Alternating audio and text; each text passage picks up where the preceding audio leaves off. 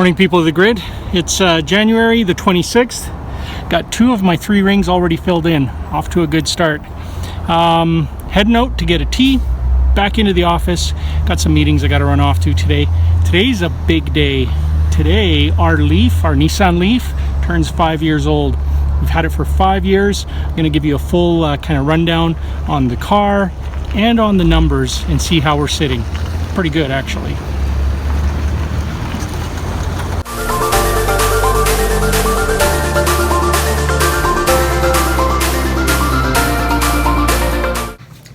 Well, hey guys, the morning is done. Meetings are done, and I'm going to take a break. I need to actually run some gear over and drop that off, and then grab a quick lunch and get back here. Before I head out, though, to take that gear over, I'm just going to shoot some video of the Leaf. One of the things, I updated the spreadsheet. I'm going to share the spreadsheet with you in the video here, but just wanted to give you some quick highlights. We have, as of like right this second, 83,090 kilometers on our little Leaf. It's 5 years old today. It's a 2011 Nissan Leaf. I think it's SL. That's the one with the, back then it was the high-end trim that came with the L3 charger, as well as the J1772 port, so it can charge L3 or L2. That's high speed or medium speed. When I translate that into gas savings, in my spreadsheet, you'll see exactly how much it cost for the electricity to go that far. It was $870 to propel that car for the 5 years.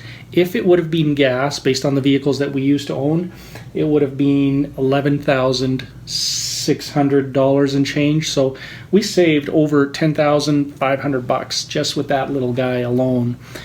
That's just on the fuel savings. Our maintenance cost over those 5 years, $723.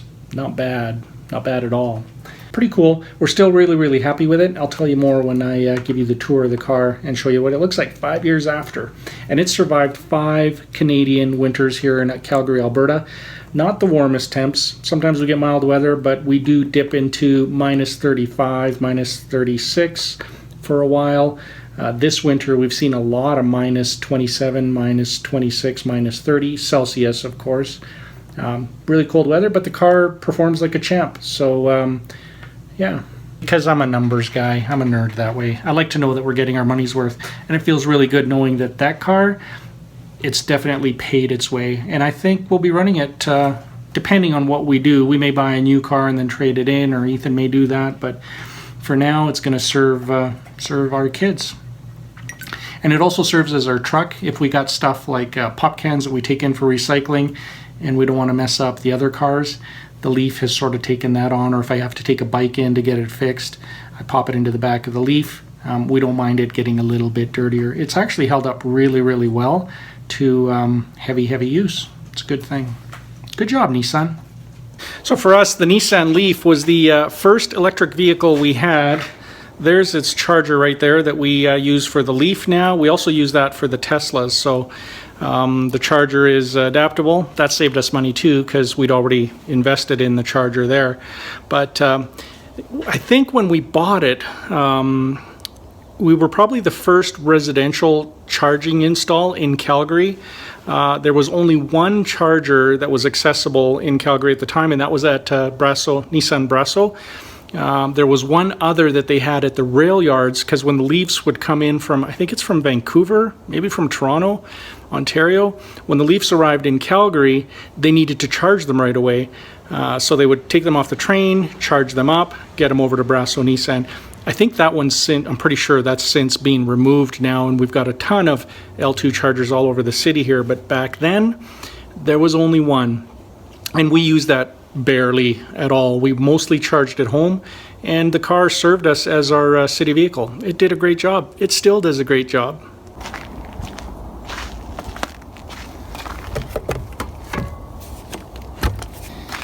All right, so these are the 2 ports that ours came with. We paid extra to get the L3 port. We have never used this.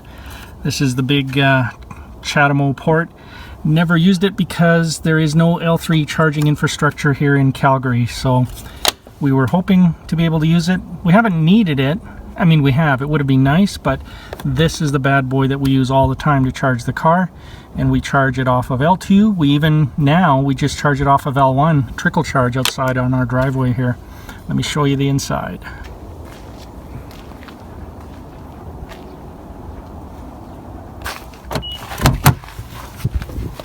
So like I said, in the early days when we got this car, we would drive it everywhere. We used it as much as we could so that we would save money on gas. We still had gas vehicles. In fact, we still do. We just use our truck for summer camping. But back in, the early years with the car, when we first got it, Tammy and I would always decide who's going further and did the Leaf fit the profile, and if it did, you would get to use the Leaf. So it was always something we fought over, and because it was so much fun to drive. It's quiet, it has good acceleration. I mean, when you punch this thing, it takes you back, and you beat pretty much everybody else at a green light. For the most part, there's cars that can beat it, but you've got good acceleration, and the range was really good. Here in Calgary, for us with this car, it's only a 24 kilowatt hour battery. Like I said, it's an early EV. It's Nissan's first EV that they brought to the mass market. And I had always promised myself that when EVs came back after the EV1, when they came back en masse and you could own one, I would rush out and get one. And Nissan was the first to bring one out that fit our needs, and so we rushed out and took it for a test drive, middle of winter, freezing cold. The car performed very well. We fell in love with it and we bought it. And we haven't had any issues with it at all. So really at the time, the only choice was to get one with the L3 charging port or not. And we got it. And then because we were buying here in Canada, Nissan automatically put the winter package in because they knew we would have cold winters. Now the winter package does a couple of things. You get heated steering wheel, which is unbelievably awesome. We still love that to this day. You got the heated seats, front and back heated seats, which was really, really cool. And then the battery pack itself had a wrap around it, and it had heating wires.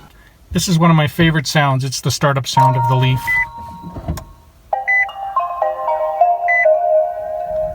So it comes to life. Everything's going on.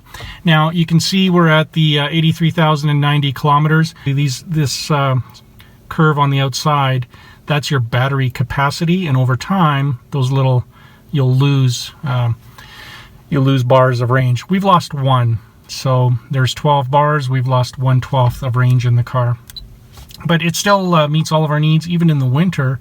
And we have seen the battery temp gauge here where we live. We've actually seen it at 0, where the battery has no temperature rating in it, and the highest I've ever seen it go is 5 bars in the hottest day of summer here, which means this is a perfect climate for this early Nissan Leaf. The newer ones have much better battery thermal management, but for an early car, this was a great place to put it because it can protect itself in the winter, and in the summer it never gets too hot anyway. Now my rated range on a 80% charge there is 71 kilometers. And that's because we've changed our habits a bit with the Leaf. When we first got the Leaf, we basically ran the heat in a very, well, we didn't run it at 23 degrees Celsius. We ran it at about 19 or 20 in the winter. And nowadays, when we hop in the car, we tend to run it around 27, 28. It's the old original inductive heater.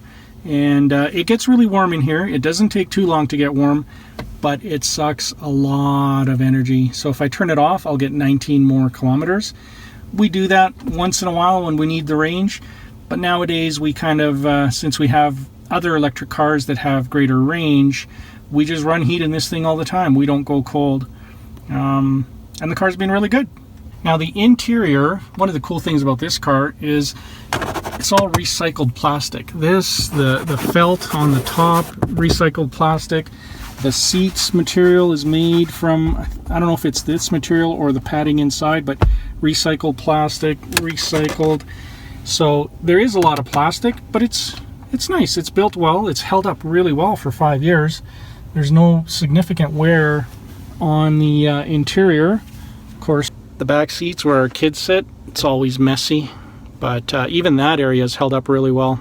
We haven't ever had the car detailed, but I imagine we will, just to get it nice and shiny. This is one thing, you get a little bit of just a build up from your hands touching it all the time.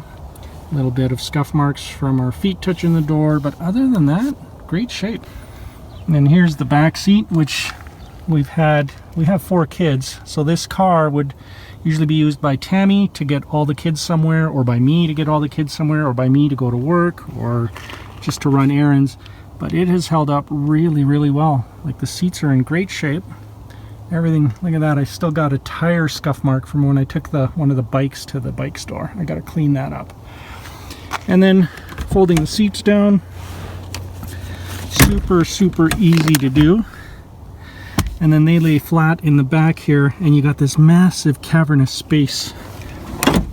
When I say we've used it like a truck, we've hauled all sorts of stuff. Everything from boxes of apples for bake sales, to cans for recycling, to lumber, to IKEA stuff.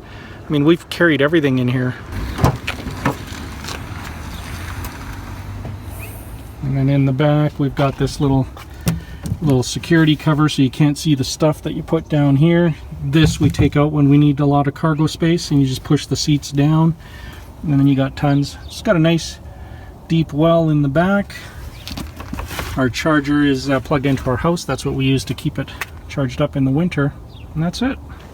And I'm really happy with how it's handled all of the salt and the gravel that they put on our roads here in Calgary. There's really no body corrosion or rust or anything. 5 years in, that's pretty good. And really about the only money that we've spent on the car for parts are the wheels. Tammy had a little, there was a dip in the road, or a big pothole that basically gouged the sidewall of one of the tires, and at that point it was like 60,000 kilometers in, so we figured we would get new tires. So we just got all 4 new tires. That's all the money that we've spent extra. It's the original windshield wiper blades. We've never changed them. We've never had to change anything. It just goes and goes and goes. It's a really, really well built and well put together car. Good job, Nissan. Now, one of the things I had always thought would be awesome, but I work out of a home office, and I know a lot of people that drive these cars to work. They plug in at work during the day, and then they come back after 8 hours of work to a car that's pretty much fully charged again, and they can get all the way back home. So there's people that do that. I don't have an office downtown, so I don't, but definitely possible. So if you're thinking about an EV, this is a really good option. The prices are pretty decent. We've seen a lot of activity in the used market too, so you can pick up cars like this for next to nothing. So if you haven't ever had an EV and you want to get into one, this is a really, really cheap and very cost-effective way to do it. And one more thing, if you're thinking about an EV, if you haven't gotten into one, or this could be your first, a lot of people, or there's a lot of noise being made about range anxiety and what do you do when you run out, and you know what? Let me answer that.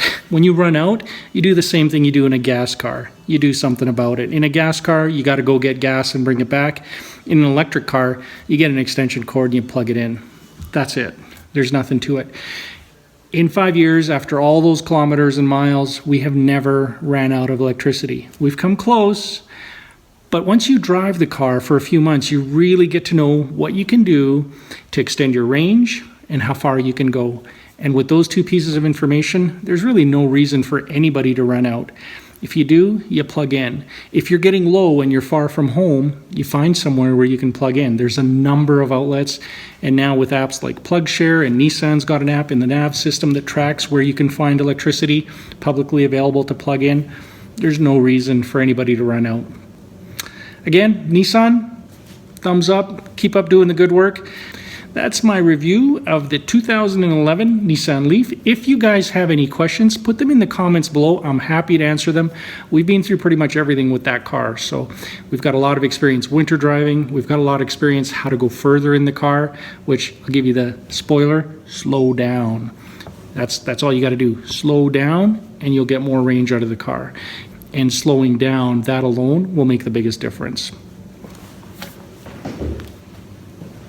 All right, people of the grid, I'm going to call it a day there. It is midnight, so enjoy the video. If you do have any questions on EVs, feel free to give us a comment down below. Happy to answer your questions. And we'll catch up with you guys tomorrow. Tomorrow's a big day. We're taking an EV on a super long road trip to the Dinosaur Museum. Oh yeah.